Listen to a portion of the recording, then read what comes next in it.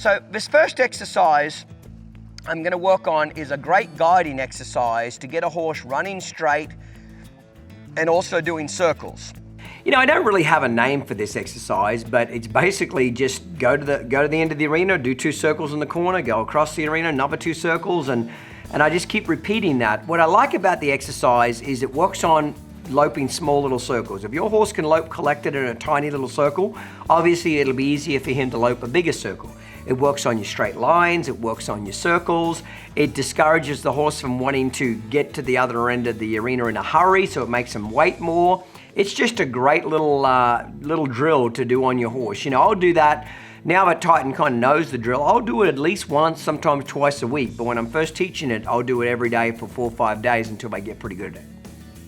I'm going to put my left leg back here, push his hip up. So right there, for example, even though he can't hear me, I lean forward just a little bit with my body when I do a lead departure.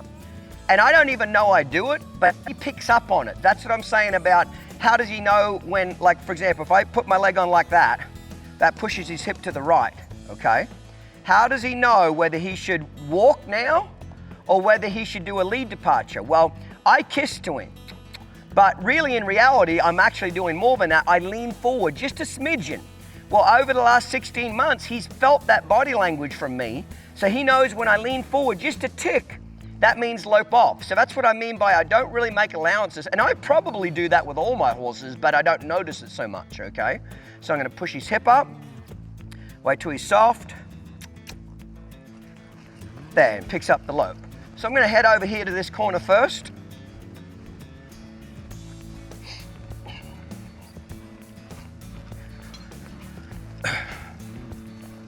So the circles that I do in the corner are relatively tight circles, okay? If I don't like how he's getting off that neck rein, I'll use my inside hand like that to help his nose. Now I go straight. Then I go to this corner and do a couple more circles. Like right here, I just feel like he's not quite engaged in that circle. He's kind of looking off at the cameras a little bit. Like right here.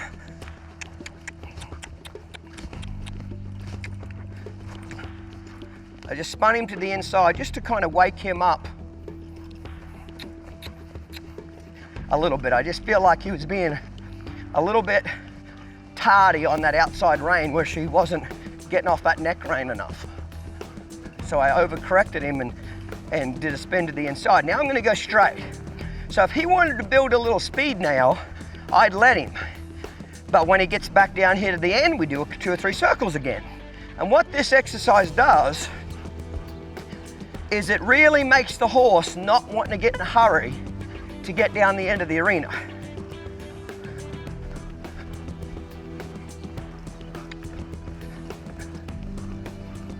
The circle's relatively small, so as a good rule of thumb, I do 2, and then I put my hand forward and go straight.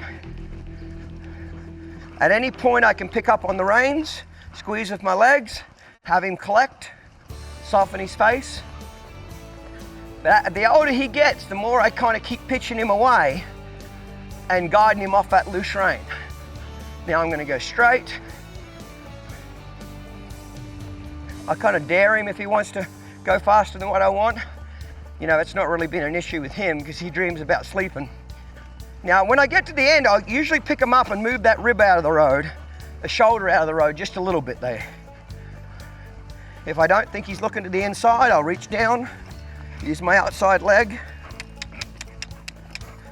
push his hip up underneath him, and then turn him loose. So now he feels a lot more engaged. What do I mean by engaged? Just listening. So he kind of was off with the fairies a little bit when I first started this exercise, and I had to tune him up a little bit and say, hey, pay attention now.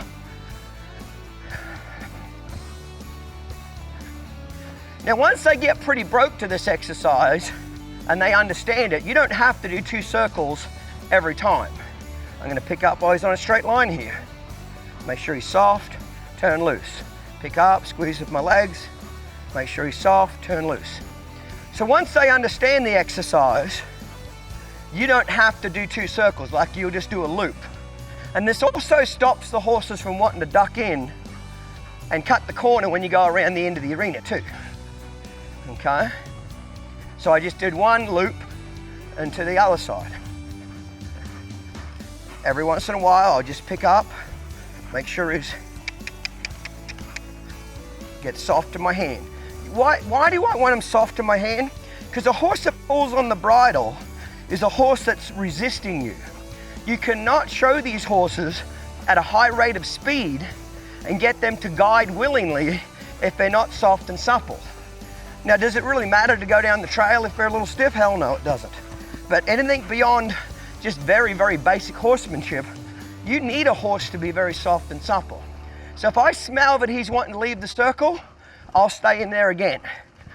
Usually when I do this exercise, I'll do it for like a week straight. That's kind of my loping.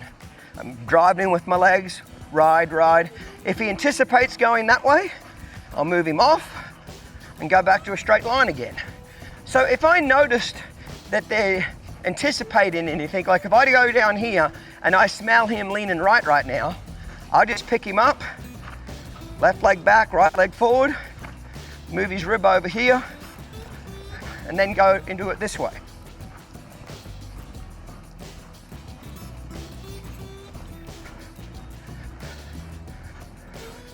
Pick up, bridle him up,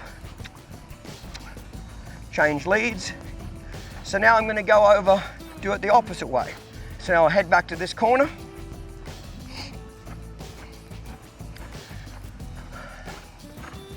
And you'll notice my legs are kind of just always kind of bumping him on his side, not real hard, just kind of like a little bit of a nag there. You want that in these reining horses, that they're always thinking stop. Because if you get them so sensitive that you barely touch them with your leg and they speed up, when you start running faster, they're going to get real hot and nervous on you. Great, these big stopping horses, they've got to crave stop. How do you get them to crave stop? Have it on their brain all the time. Reward them when they stop hard.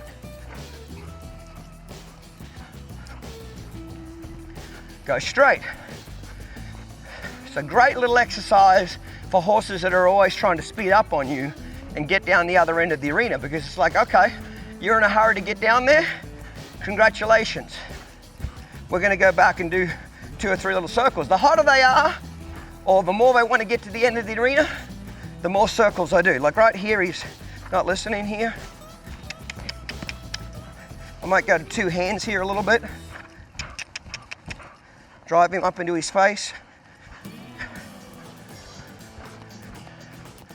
Now remember, the tighter the circle, the harder it is for the horse to lope. He has to put more effort in.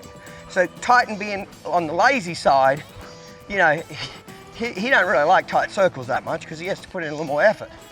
Okay, hotter horses find it easier to lope those tight circles.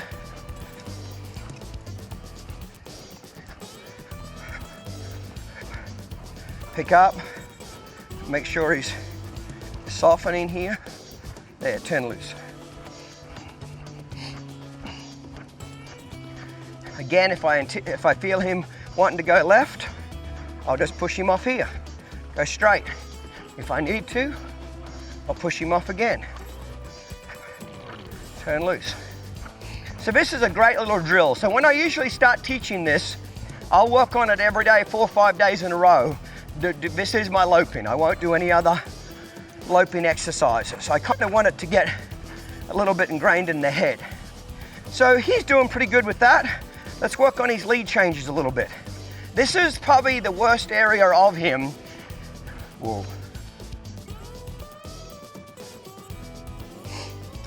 What do I mean worst area of him? This is probably the area that he struggles with the most in his training.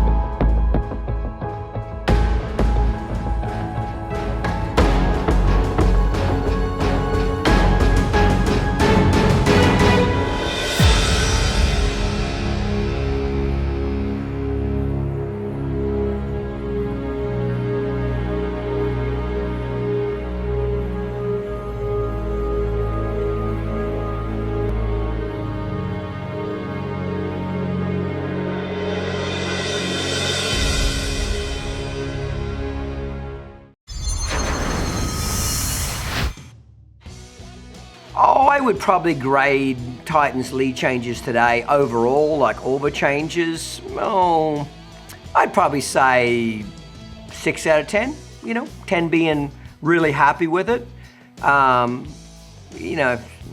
5.5 now would I say that. Okay, but he's doing pretty good overall. You know what I mean? He's not giving me any trouble. He just needs more practice, But again, I change leads minimum of 4 times every day, somewhere between 4 and 8 times lead changes a day, every day that I ride him, okay? So I predict it'll take me about another 4, maybe 5 months, and I'll have him 10 out of 10, where he'll change just off me gently pressing with the calf of my leg. He'll change immediately, stay collected, stay round. It's just one of those things, you got to practice lead changes on any horse, but with him, I have to do a little more of it because he's just not naturally gifted at it. There's pros and cons to every type of horse. It's the back of the hand. Whatever your greatest strength is, even in people, is also your greatest weakness. So Titan, his greatest strength is he's lazy, so he's a big stopper. He attacks the ground stopping. His speed control was real easy for him to gallop and come back slow. He's quiet, he's relaxed, he's not overly sensitive and jumpy. All great qualities. But the back of the hand of that, the part that bites you in the ass, is that lead changes take a certain amount of collection and effort to be able to change, okay? So because he's a lazy type of horse, he has to, I have to work a little harder at him changing leads. He can change leads, but it doesn't come natural to him the way that it can for other particular horses. And not only that, the Gunner breed bloodline, Gunners are known for doing these things, being quiet, lazy, dragging their ass across the ground like they are big natural stopping horses. They're big turning horses. And the joke in the industry is they can't change leads. And that's not really a joke, it kind of is what it is. They are terrible lead changing horses as a bloodline, okay? Does that mean Gunners cannot change leads? Absolutely not. There's been a lot of them won, $200,000-$300,000 and can change leads, okay? But it's typically not something that's a natural asset to them like sliding to a stop or spinning is, okay?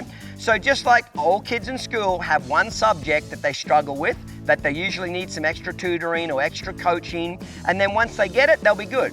And that's kind of where Titan's going to be. Once he learns how to change leads well, I don't think he'll struggle with it for the rest of his life. But in this process of teaching him, I have to work a little bit harder on that. So let's work on a few of his lead changes now, and we'll see where we end up with him.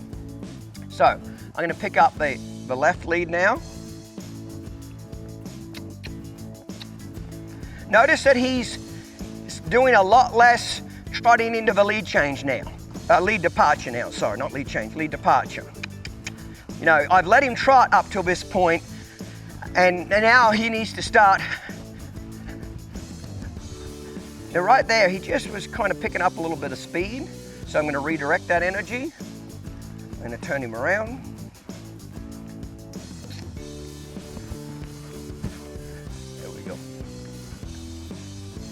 So anytime my horse goes faster than what I want, that's kind of out of character for him. I don't know if he thought a feed pan was down the other end or what the hell was going on. Anytime my horse gets ahead of me, when they go faster than what I want, I draw them into the ground and redirect their feet somewhere. So I'm going to change some leads all over the arena and see how he does today. A little late there behind, changed up front first, but a little late behind, so I'm going to push his hip up with my right leg now.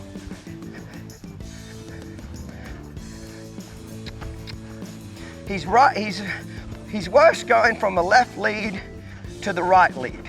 He's not too bad going from right to left, and all horses are like that. They've got one side that they change better on.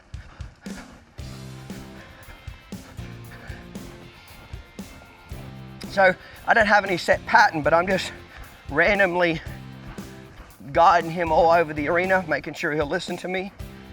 I'm going to collect him up a little bit this time. There, that was a little better. Straight, straight, straight.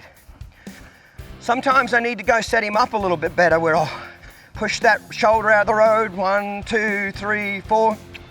There. When I clear that shoulder on this bad side, he changes a lot better. What do I mean by clear the shoulder? Look. And push, it's out of the road, pushing, clearing, change. There. So when I set him up better, he'll change. quite well. But he's getting to a stage now where I've got to get him to change, like right there. He took his nose to the opposite way. He's got to be able to change off a straight line without me helping him, without me setting him up. Basically what I suppose I'm trying to say is he's got to take more responsibility for the lead change. This way, when he changes from right to left, he often wants to push his shoulder a little bit to the left. So a lot of the times I'll change and then counter the other way. Right there, he came out of frame a little bit. So I'll change 5 or 6 lead changes a day on him easily. You know what I mean? Just repetition, repetition, repetition. Till it just doesn't bother him anymore.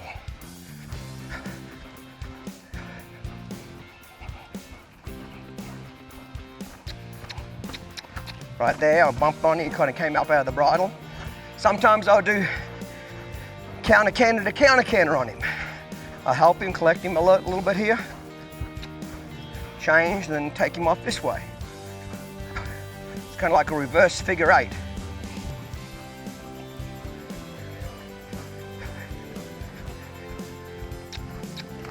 Like right then, when he kind of came out of that bridle, kind of lifted up and pushed on me, that's him being lazy. Instead of wanting to lift his back up and collect, he wanted to throw his head up and resist.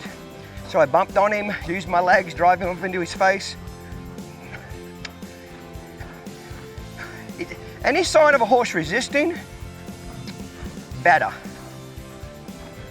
They do it through their face, their mouth. There's only one time a horse resists you and they throw their head down. That's when they're bucking. When you see a horse like really bucking, like at the NFR, their head's down and their body's up, their back's rounded. Any other area in a horse, when they're showing you resistance, the horse doesn't stop, what's he do? Throws his head up. The horse doesn't back up, throws his head up. The horse gets nervous, throws his head up. The horse doesn't want to collect, how's he evade you? Throws his head up. Every other area, when a horse is showing resistance through his body or feet, comes out through the mouth. And it comes out by them getting up and over the bridle, okay? I've never seen a horse run off with its head on its chest. I've seen millions of horses in my 26 years of doing this professionally bolt and take off with people with their head in the air, the mouth open, looking at the stars, galloping across the arena with the rider pulling back on both reins. There's only one time when they show you resistance by having their head down is when they actually go to be bucking. And when they're doing that, you want to bend them laterally and disengage them. So that last lead change was pretty decent there. So he's, a little bit better than yesterday. So I just keep changing leads 5, 6 times and, until it just doesn't really bother him. It doesn't really bother him now. He's just, I suppose the best way to say it, he's just inconsistent. Like some days I'll come out on him and he'll nail 3 or 4 really well without any resistance, not being late, not lifting his head and neck up, etc. Then the next day he'll come up and because he's a little lazy and he's not paying attention, he might be looking at a mare over the fence and his head's not in the game and he'll fudge 2 or 3 lead changes in a row. What do I mean by fudge him? Just be tardy about it. He'll change 3 strides late. See, this is the thing that showing does for you as a horseman. Showing in any event. It could be barrel racing, friggin' bob for apple race. I don't give a crap what you're showing. This is what non-competitors will never understand because they don't compete. When you compete in any event, what it does for you as a horseman is it makes you be much more aware of, is my horse obedient now? Not in 3 strides time, not in 4 strides time, not when he feels like it. You don't go to the reining show and gallop down the middle of the arena and say, whoa, and the horse doesn't stop very good, and you stop him, correct him, and look over at the judge and say, hey, listen, he fudged that up, he wasn't really feeling that well today, and I just, let me practice running in here 2 or 3 times, and then the 4th one will be really good. I want you to judge me on that one. No, get out, buzzer, you're done. See, and when you have to have a horse accountable for slowing down now in the center of the arena, stopping now, turning now, going around the barrel now, not in 3 strides past the barrel. When you have that little bit of pressure on you, it makes you much more aware of your horsemanship and what your horse is doing and not doing for you. But unless you show a horse, you'll never realize that because it's not important to you. It's a whole, as soon as you step in and you're accountable and you say, okay, I got to show this horse 4 months from now, you'll be amazed how you'll drag your ass out of bed early in the morning to go ride that horse, when if you've got nothing to show him in, you must say, it's a little bit too cold today and it's a little bit rainy, I don't need to ride today. But when you know that you're going to get judged at the end of a time period, oh, you'll be amazed how much more dedicated you are. Just like people in fitness, if you've got a fitness show, you're going to do a marathon at a certain date, you are a lot more committed to training typically than if you're just running for fitness, okay? I'm not saying all people, but as a general rule. So he did pretty good there, but it'll take me probably about another 4 months to where I feel like I could change him 7, 8, 9 times in a row, and he'll get it right every single time. He's not being bad. Gunners are not great moving horses, and they're a little bit lazy, okay? They've got lots of great qualities about them. I really love the bloodline overall, but they are a little bit tardy when it comes to changing leads. But you know what? If there's any maneuver that I would want a horse to be a little bit not naturally talented in, it would be changing leads. Because I can teach any horse to change leads, and I'm really good at teaching horses to change leads. And you ask anybody in the industry, my horses are broke to death when it comes to changing leads, okay? But I'd rather them be naturally talented at stopping, turning, circling. There's a lot of other things to a reining pattern or cow horse pattern that you want that are more important that your horse is naturally gifted at. Good boy, Twain.